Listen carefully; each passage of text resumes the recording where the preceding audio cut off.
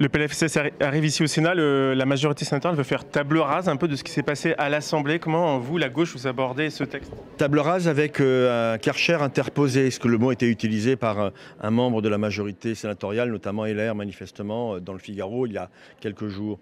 Nous allons rentrer en résistance avec un front très unitaire avec nos collègues communistes et Verts. J'en suis très heureux.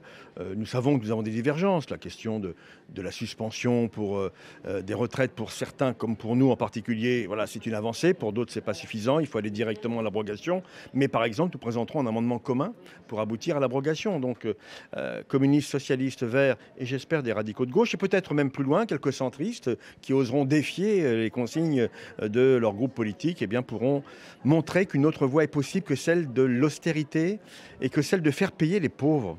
Parce qu'en fait, en rétablissant le budget dans son caractère initial, voire même en le durcissant, alors que nous avions eu des avancées à l'Assemblée nationale, la droite sénatoriale prend finalement les plus modestes comme les variables d'ajustement de l'incurie budgétaire du gouvernement.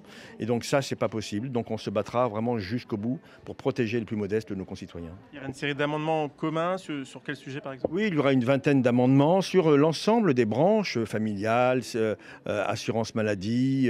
Je vous ai parlé de l'abrogation des retraites, de la réforme Borne, donc des amendements communs qui sont en train d'être finalisés. Moi, j'en suis très heureux. Et puis, il y aura des amendements portés par chacun de nos groupes.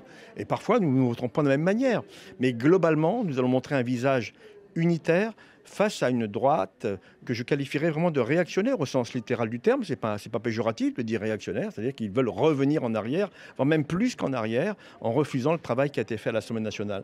Et à un moment donné, le Premier ministre, et j'espère le plus vite possible, devra donner le cap.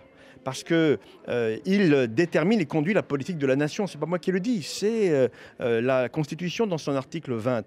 Et il ne pourra pas, entre guillemets, se laver les mains en se disant « Oh, c'est pas moi, c'est le débat parlementaire ». Non, il faudra bien qu'à un moment donné, il s'engage et qu'il dise que s'il veut un budget, eh bien, il faudra obtenir des compromis, y compris de la droite sénatoriale. Et aujourd'hui, cette droite sénatoriale est partie en vrille dans une logique vraiment de brutalisation, d'extrémisation qui est non pas incompréhensible, mais qui est contraire à l'intérêt du pays.